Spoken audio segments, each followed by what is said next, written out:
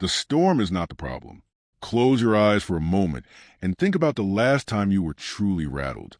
Maybe it was a conversation that went wrong, a message that arrived at the worst moment, a situation that spun out of control before you could even understand what was happening.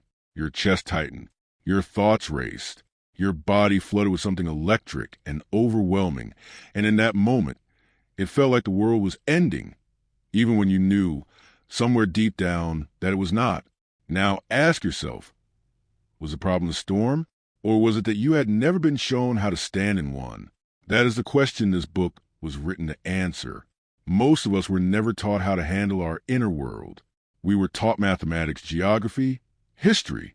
We were taught how to perform, how to pass tests, meet expectations, appear composed. But no one sat us down and explained what to do when fear grips you at 3 a.m, or when anger hijacks your judgment in the middle of an important conversation, or when sadness settles like fog and refuses to lift. So we improvised. We adopted coping mechanisms, some helpful, most not. We learned to suppress, distract, numb, overthink, or explode. And we carried those patterns into our adult lives, wondering why the same emotional storms keep finding us, wondering why some people seem unrattled by the same things that knock us flat. Those people are not lucky. They are not emotionally dead. They are not pretending. They have simply built something that most people never think to build, an unshakable inner foundation. As the ancient Stoic philosopher Marcus Aurelius, a man who ruled the Roman Empire, fought wars, buried children, and faced every imaginable human catastrophe, wrote privately in his journal, "You have power over your mind, not outside events. Realize this, and you'll find strength." He did not write that for publication. He wrote it as a reminder to himself, because even the most powerful man in the known world had to fight to maintain his inner stability. The work never fully ends, but it becomes easier, and eventually, it becomes the most natural thing in the world. This book has 8 chapters, each one a different dimension of your emotional life that can be strengthened, refined, and ultimately mastered. We will explore overthinking, fear, anger, rejection, comparison, grief, self-doubt, and the quiet art of inner peace. Each chapter is a different battlefield. Each one holds the tools you need to stop surviving your emotions and start leading from them. You do not need to become someone without feelings. Emotions are not the enemy. They are information. The goal is not numbness. The goal is mastery. The ability to feel everything fully while still choosing how you respond. That is what it means to be unshakable, not untouched, not invincible. Simply unmoved from your core, no matter what moves around you. Let us begin building that core together. Chapter 1. The Spiral Staircase. Breaking free from the prison of overthinking. Imagine a man who falls into a spiral staircase and keeps walking down. Every time he thinks he has reached the bottom, there is another step, another question, another but what if, another layer of doubt beneath the doubt he already had. He walks and walks, going deeper, believing that if he just thinks hard enough, long enough, thoroughly enough, he will finally arrive at certainty, at peace, at the answer. He never does, because the staircase is infinite, and the only way out is not down. It is back up and then out the door entirely. This is what overthinking does to us. It masquerades as problem solving while actually being the problem. It feels productive. After all, you are thinking, engaging, processing. But thinking that circles back on itself endlessly is not analysis.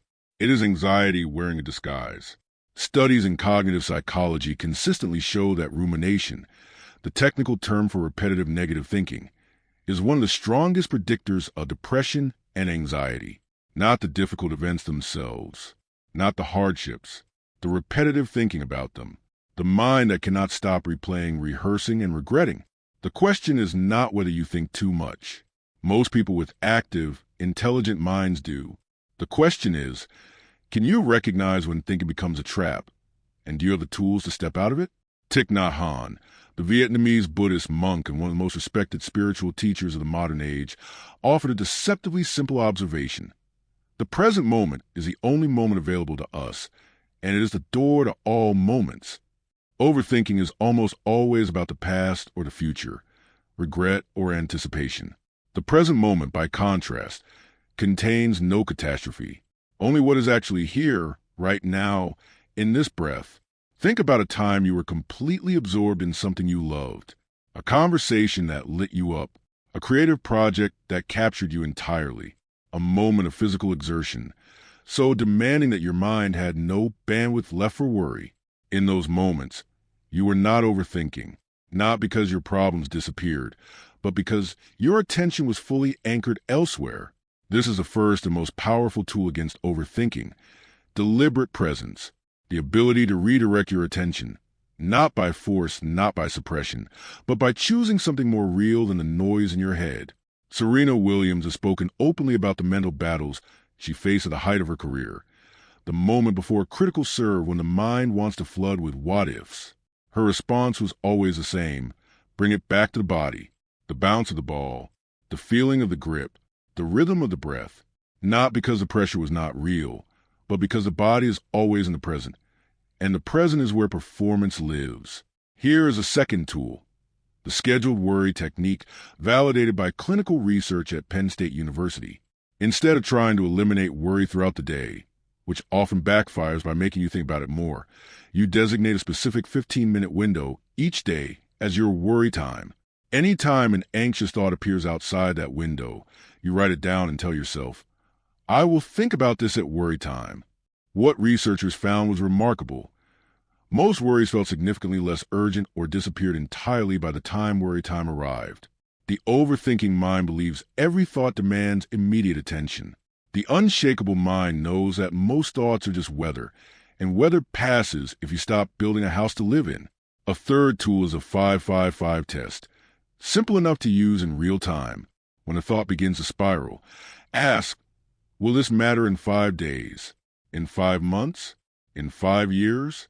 Most of the things our minds treat as emergencies fail all 3 tests. This is not dismissiveness. It is proportion.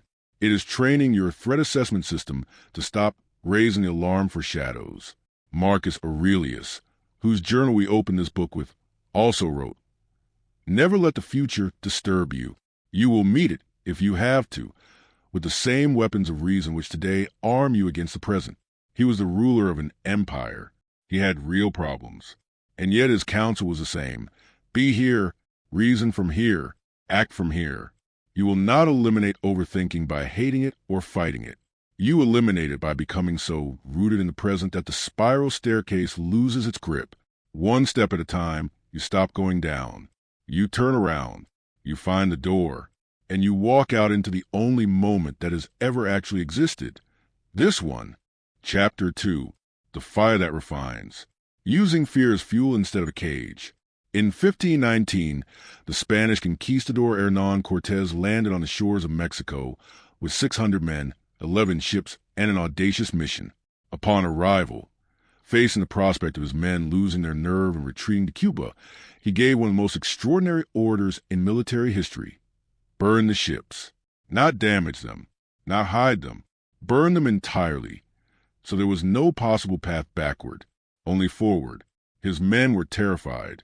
And because they were terrified, because retreat was no longer an option, they fought with a ferocity and creativity that made the impossible possible. Fear, channeled correctly, does not weaken you. It ignites you. The problem is that most people experience fear as a stop sign, as a message from a universe that they should not proceed, as evidence that they are not ready, not capable, not cut out for whatever lies ahead. And so they stop, they retreat to the comfortable. They choose the small life, because at least a small life does not frighten them. But here is what the neuroscience of fear actually tells us. The physiological experience of fear is nearly identical to the physiological experience of excitement. Increased heart rate, heightened alertness, adrenaline flooding the bloodstream, sharpened senses. The body prepares itself the same way for both states. The only difference is the story the mind tells about what that state means. Allison Wood Brooks, a researcher at Harvard Business School, conducted studies in which participants were asked to reframe their fear before high-stakes performances, public speaking, singing, math tests, by telling themselves, I am excited, rather than I am calm. The results were striking. Those who reframe fear as excitement consistently outperform those who try to suppress it, not because the fear went away, but because they changed its meaning. This is what psychologists call anxiety reappraisal, and it is one of the most immediately applicable tools in emotional intelligence. Malala Yousafzai, the Pakistani activist who survived a Taliban assassination attempt at 15 years old and went on to become the youngest Nobel Peace Prize laureate in history, said something that stops people in their tracks. "I was afraid, but my mission was bigger than my fear." She did not eliminate the fear. She did not pretend it was not there. She simply found something that mattered more. That is the second key to using fear as fuel: purpose. When you are connected to a reason that is larger than your comfort, a mission, a person, a value, a contribution you are meant to make, fear shrinks in proportion to that purpose. Not because you become braver, but because the calculus changes. The cost of staying safe suddenly feels higher than the cost of moving forward. Think about the things you've been afraid to do that you most regret not doing.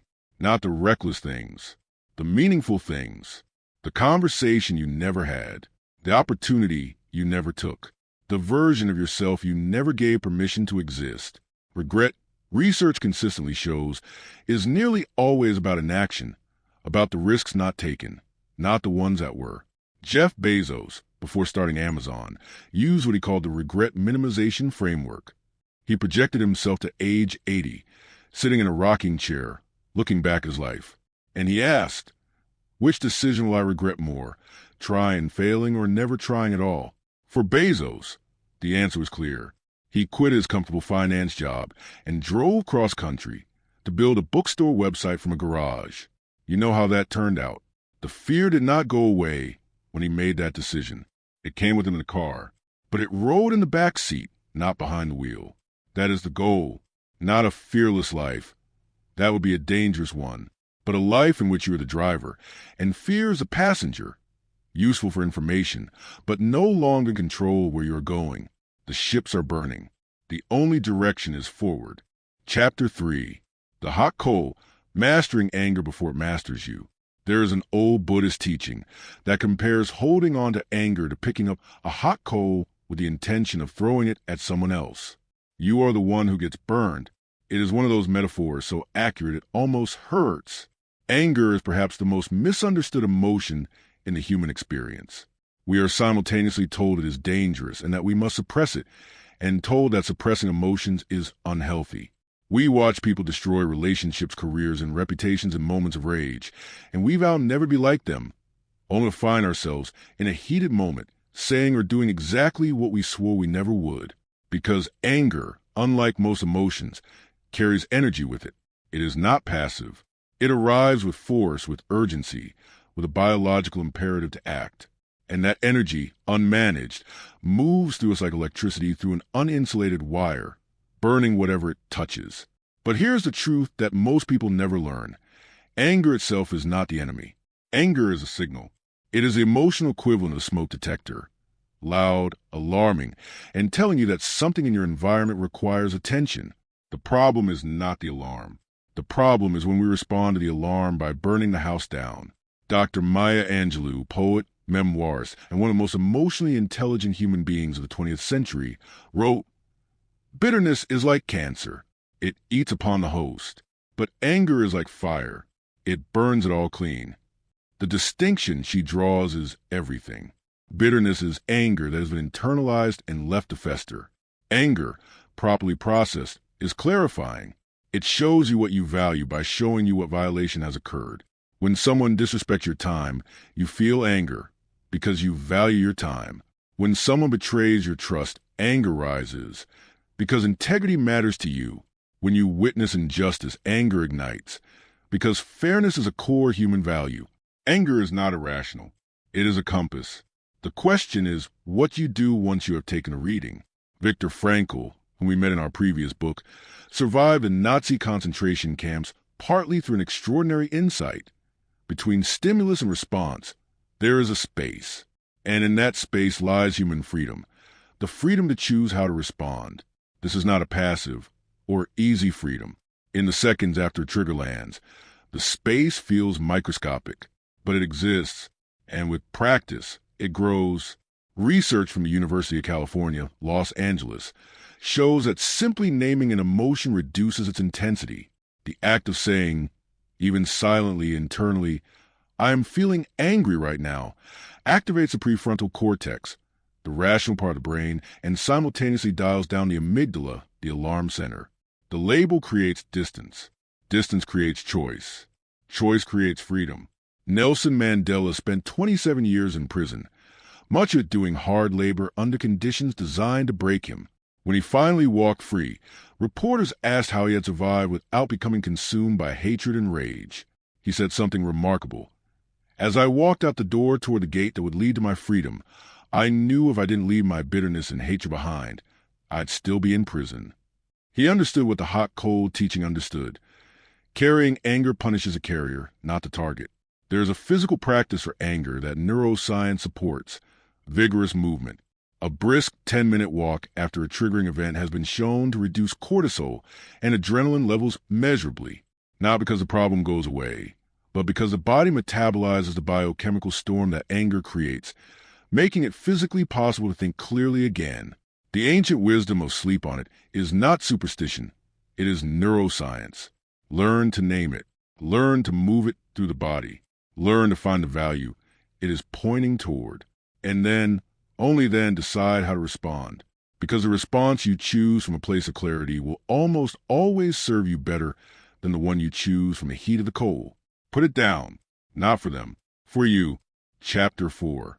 The scar that becomes a map. Healing from rejection without losing your softness. In 1994, a young writer submitted her manuscript to 12 different publishing houses. One by one, they rejected it. Too long. Too different. No clear market. Not what we are looking for. 12 doors closed. The 13th opened. The book was Harry Potter and the Philosopher's Stone. The writer was J.K. Rowling. And the rest, with almost embarrassing understatement, is history. Rejection is a universal human experience that nobody wants to talk about. We prefer success stories. We prefer the highlight reel. But behind virtually every success story of any significance is a rejection story, often many of them. And the people who ultimately succeeded were not the ones who were immune to the sting of rejection. They were the ones who did not let the sting become the story. Rejection hurts for a reason that is deeply biological.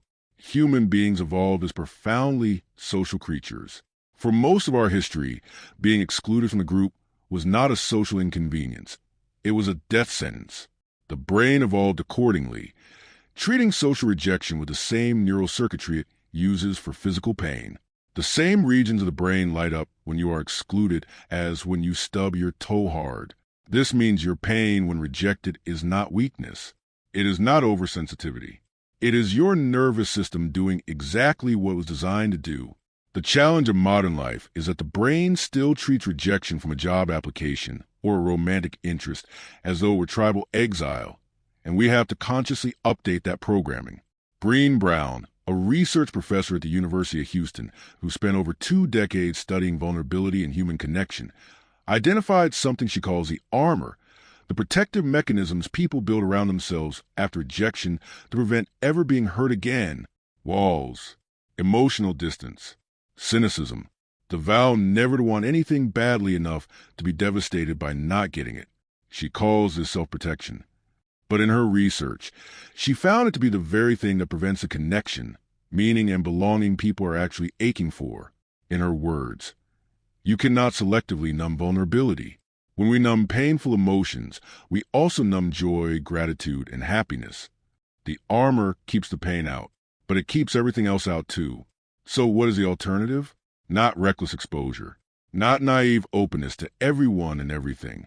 The alternative is what Brown calls wholehearted living, the willingness to show up fully, knowing rejection is possible, and choosing to engage anyway because the alternative, a life unlived, unexpressed, unrisked, is the greater loss. Think about someone you admire deeply, someone whose work, whose life, whose presence has moved you. Now consider that person was rejected, perhaps catastrophically, perhaps publicly, perhaps in ways that would have ended most people's will to continue. And they continued, not because they did not feel it, but because they had built something inside themselves that rejection could wound but not destroy. Here is a reframe that transforms the experience of rejection. Every rejection is a redirection, not a consolation prize, a genuine navigation tool. The relationship that ended led you to someone better. The job you did not get freed you for one that fit. The city that rejected your proposal pushed you toward a market that embraced you. This is not wishful thinking. It is pattern recognition, available to anyone who looks back far enough to see it. Winston Churchill, whose career was littered with spectacular failures and political humiliations before he became the leader who helped save Western civilization, said, "Success is not final. Failure is not fatal. It is the courage to continue that counts." The scar of rejection does not have to be a wound you hide. It can become a map, evidence of the terrain you crossed, proof that you were brave enough to try, and a reminder of exactly how much you can withstand. You were rejected. You are still here. Keep going. Chapter 5. The Thief in the Room. Defeating comparison before it robs you blind. In 1954, a social psychologist named Leon Festinger published a theory that explained something every human being intuitively knows but rarely examines. We evaluate our own opinions, abilities, and worth primarily by comparing them to other people. He called it social comparison theory. And while Festinger studied it in village communities and small groups, he could not have imagined the world that was coming. A world in which every person on Earth would carry in their pocket a device that broadcasts, at all times, a curated highlight reel of the most impressive moments of billions of strangers. Comparison has always been human. Social media has made it catastrophic. Study after study since the widespread adoption of social platforms has shown the same thing. Passive consumption of other people's curated lives correlates strongly with decreased life satisfaction, increased anxiety, and a persistent sense of falling behind. Not because the people you are watching are actually ahead of you, but because you are comparing your blooper reel to their greatest hits package. You see the launch, not the years of failure before it. The wedding, not the years of heartbreak that preceded it. The body, not the 4:30 morning alarms and the meals that were never eaten. You see the destination and assume they teleported there while you're still on the road. Theodore Roosevelt is widely credited with the observation, "Comparison is the thief of joy." He said it in a pre-social media era, when the comparisons available were limited to your immediate neighbors, your colleagues, your family. Today, the thief has broken into every room of the house simultaneously, and we invite it in ourselves. Here is a fundamental error at the heart of comparison. You are measuring a different race. Every person on Earth starts with a different set of circumstances, different genetics, different family, different geography, different timing, different privileges and disadvantages. Comparing your progress to someone else's is like blaming yourself for being shorter than someone who had a head start. The metric is meaningless. The only comparison that has ever been meaningful is you versus you. Who were you yesterday? Who are you today? Are you moving, even incrementally, even imperfectly, in the direction of who you want to become? Albert Einstein, whose contributions to human understanding are incalculable, was reportedly a poor student in several subjects in his early years. He struggled in ways his peers did not, but he compared himself to the ideas he was trying to grasp, not to the students around him. His competition was with his own understanding. His race was his own. There's a Japanese concept called ikigai, loosely translated as the reason for being, that centers on finding the intersection of what you love, what you're good at, what the world needs, and what you can be sustained by. What is striking about ikigai is that it is entirely internal. It does not ask what other people are doing, what is trending, or what the culture currently values. It asks only, what is true about you?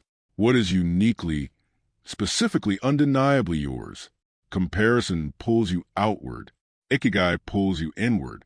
The unshakable person has learned to live from the inside out. A practical exercise.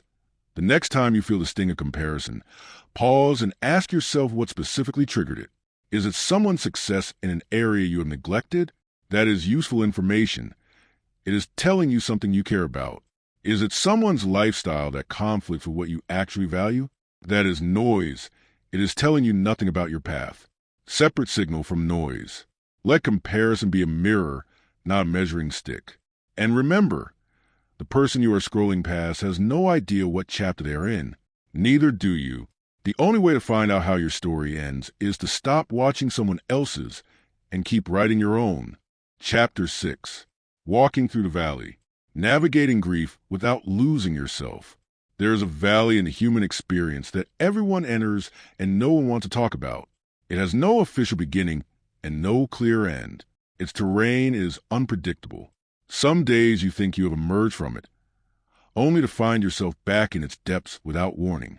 Some days it is a river of acute, overwhelming pain. Some days it is just a gray flatness, an absence where color used to be. It is grief, and it is the most universal and least discussed of all human experiences. We have made grief into something to overcome rather than something to move through. We give people prescribed timelines. You should be over this by now. We treat visible grief as weakness, as wallowing, as an inconvenience to the people around us who would rather see us healed. And so people grieve alone in silence, convinced that what they are feeling is abnormal or excessive or broken. It is none of those things. Grief is love with nowhere to go. It is a shadow cast by something that mattered. And the size of the shadow tells you something true and important about the size of what you lost. Dr. Elizabeth Kubler-Ross, the Swiss-American psychiatrist who revolutionized the world's understanding of death and grief, spent decades sitting with dying patients and their families. From that work, she developed a framework, now widely known, identifying common stages that grief moves through: denial, anger, bargaining, depression, acceptance. She was careful to emphasize that these are not linear stages to be completed in order. They are weather patterns. You can experience all of them in a single afternoon. But perhaps the most important thing Kubler-Ross ever wrote was this: the most beautiful people we have known are those who have known defeat, known suffering, known struggle, known loss, and have found their way out of the depths. These persons have an appreciation, a sensitivity, and an understanding of life that fills them with compassion, gentleness, and a deep loving concern. Grief does not have to break you. It can build you into someone with more depth, more empathy, more understanding of what actually matters. C.S. Lewis, the British author and scholar, lost his wife to cancer and wrote a raw, unflinching account of his grief in the aftermath. He described the experience as feeling like a door slammed in your face. But he also wrote, as the months passed, about a gradual, unexpected opening, not of the door that had closed, but of something else, a new capacity, a wider understanding, a relationship with impermanence that made every remaining moment more luminous. His words: grief is like a long valley, a winding valley where any bend may reveal a totally new landscape. The key insight in grief is this: healing is not forgetting. It is not moving on as if the loss did not happen. It is integration, the process by which the loss becomes part of you without defining you. The person you lost, the relationship that ended, the version of yourself that no longer exists, they become threads in the fabric of who you are, not wounds that never close. This takes time, significantly more time than most people allow themselves or are allowed by the world around them. Research on grief consistently shows that meaningful healing from significant loss takes years, not weeks. The cultural expectation of rapid recovery is not based in psychology. It is based in discomfort. In the discomfort of witnesses who do not know what to say and would rather the grieving person return to normal. Give yourself the time. Let the valley be a valley. Do not rush to the other side. And know this: you will not emerge the same person who entered. You will emerge someone who has crossed terrain that most people have not yet seen. You will carry a wisdom that cannot be taught in any other way. And you will, one day, not today perhaps, but one day, be the person who sits with someone else at the entrance to that valley and says, with complete authority, "I have been here. I know the way through. You will not be alone." Chapter 7. The Voice in the Mirror. Silencing self-doubt and stepping into your own authority.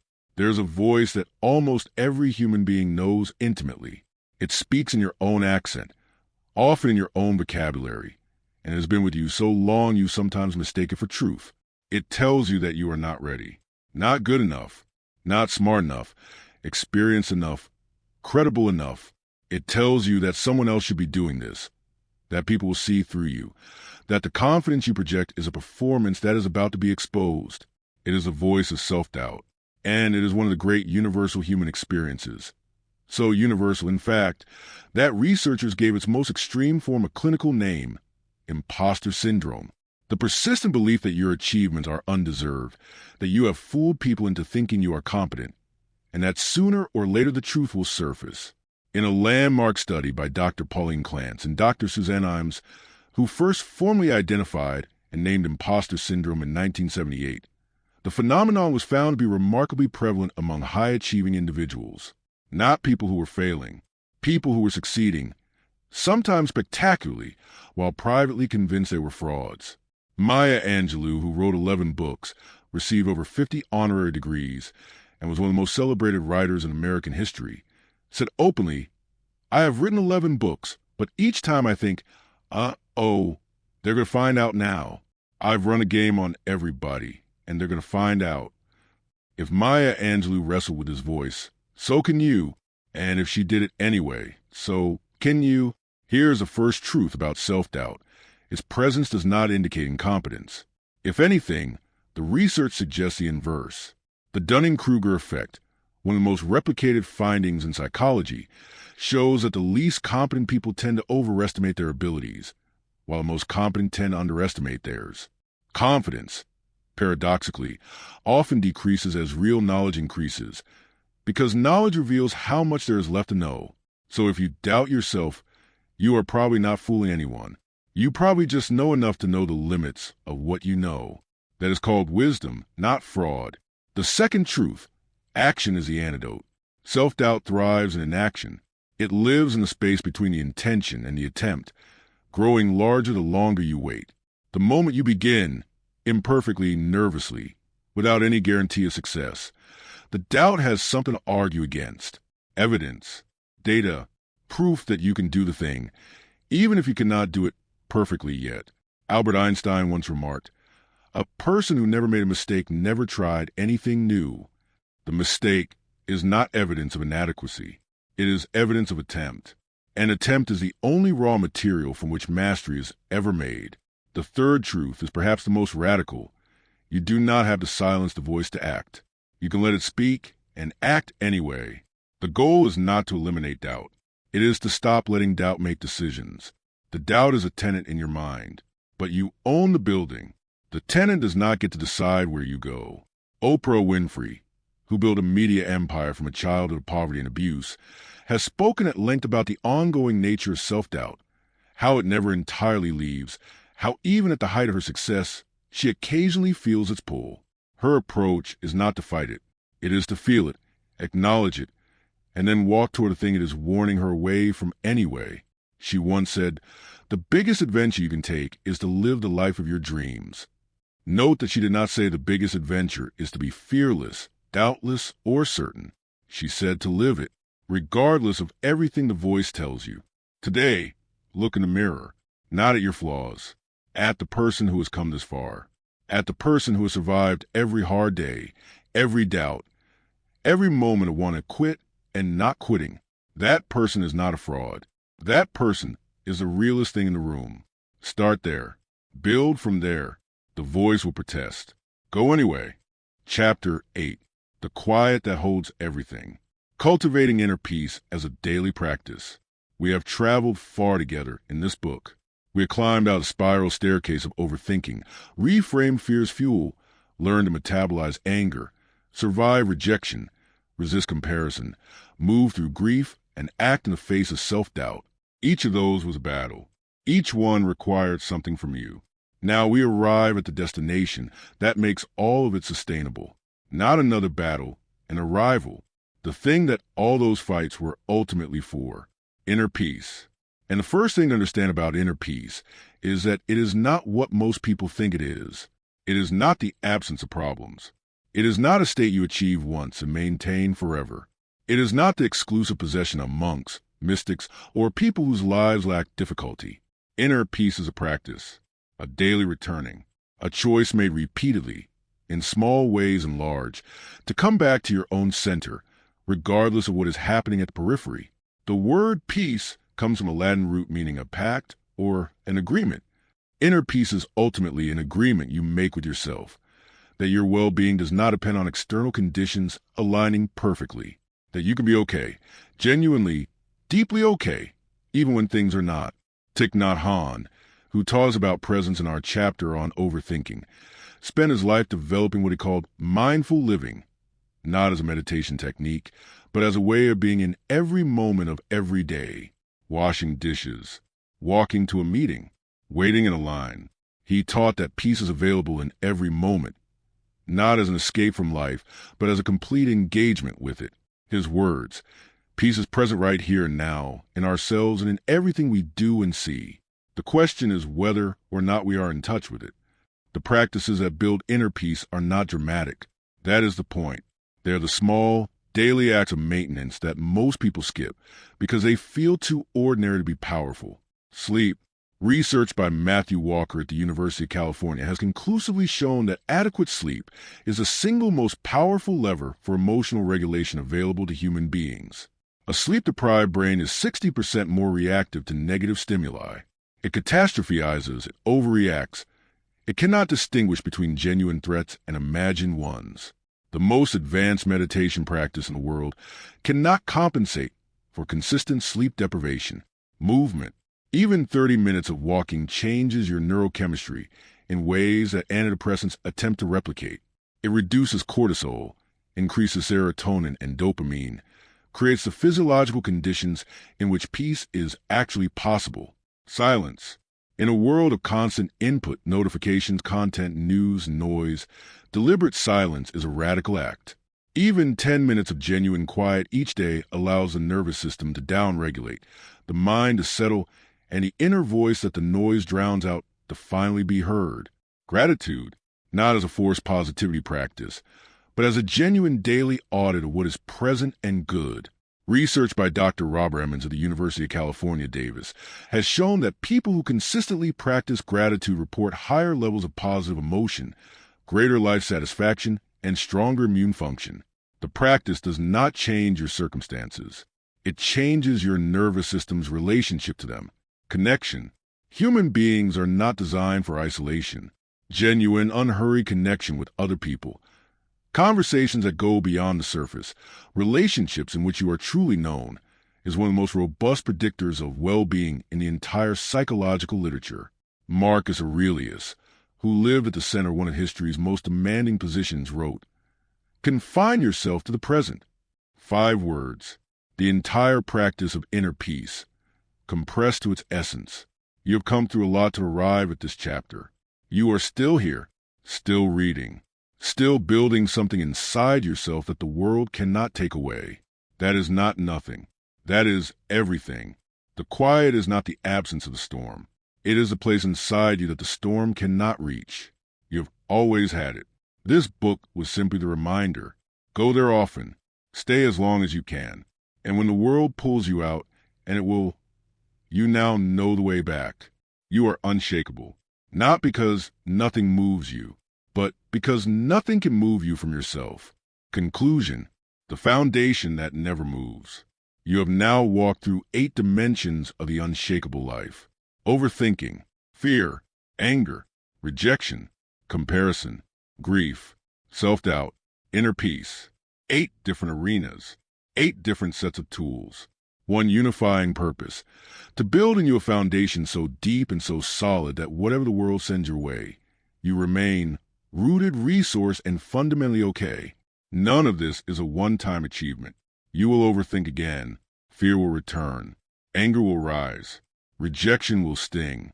Comparison will creep in. Grief will visit. The voice of self-doubt will speak. And on some days, peace will feel like a country whose language you have forgotten. That is not failure. That is being human. The difference between the person you were before this book and the person you are becoming is not that the storm stopped coming. It is that you now have something to stand on when they do. You have language for what you are experiencing.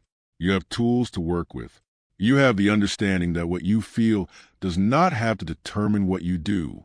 As Viktor Frankl wrote from the depths of the most unimaginable suffering, when we are no longer able to change a situation, we are challenged to change ourselves. That challenge is the invitation this book was written around. Not to change your circumstances, although that will come, but to change your relationship to them, to become the kind of person who faces a storm and finds, in that facing, the proof of their own extraordinary resilience.